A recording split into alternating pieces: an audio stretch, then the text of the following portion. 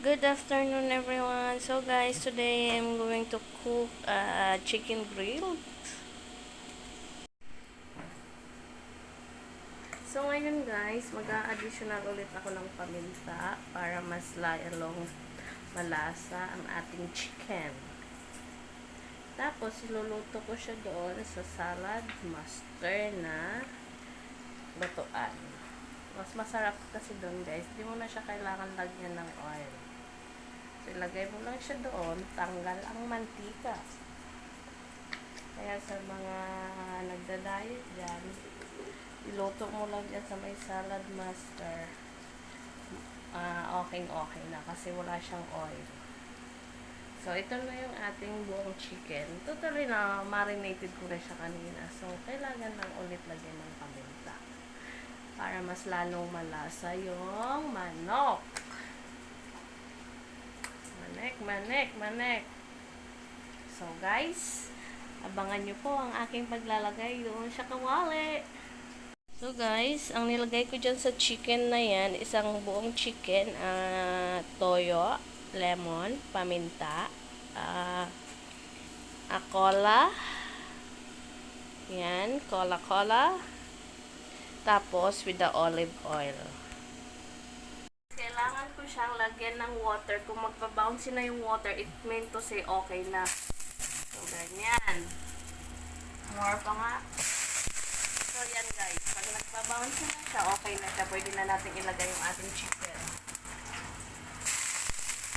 So, we will put the chicken now. This is the chicken.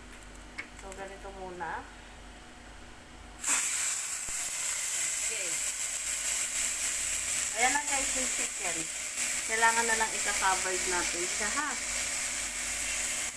So, hindi pa pala kailangan mo nang takpan. Hintayin mo muna siyang maluto yung baba, yung maging little bit crispy. Tsaka na po natin siya tatakpan. Okay guys. Ayan yung chicken. Tingnan mo, nagbabouncing na yung apoy. Naririnig niyo po ba yung water na nanggagaling sa chicken? So, andyan na po yung tunog niya. Yan po.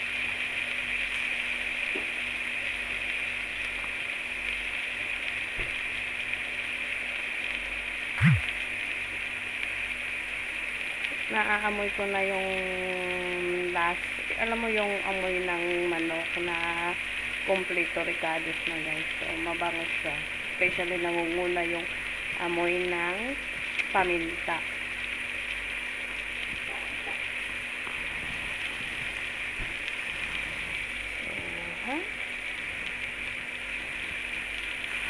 Po, nabaliktad ko na po yung chicken. So, ganyan na po yung kanyang resulta.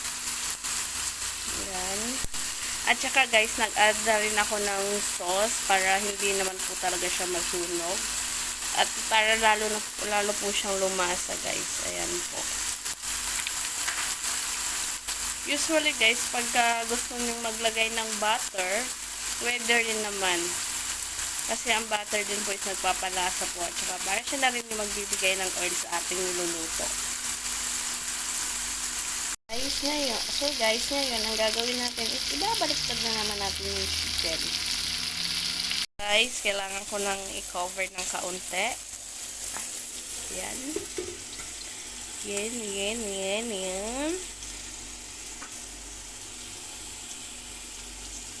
So, naka-reduce na yung temperature ng ating salad masting cooker.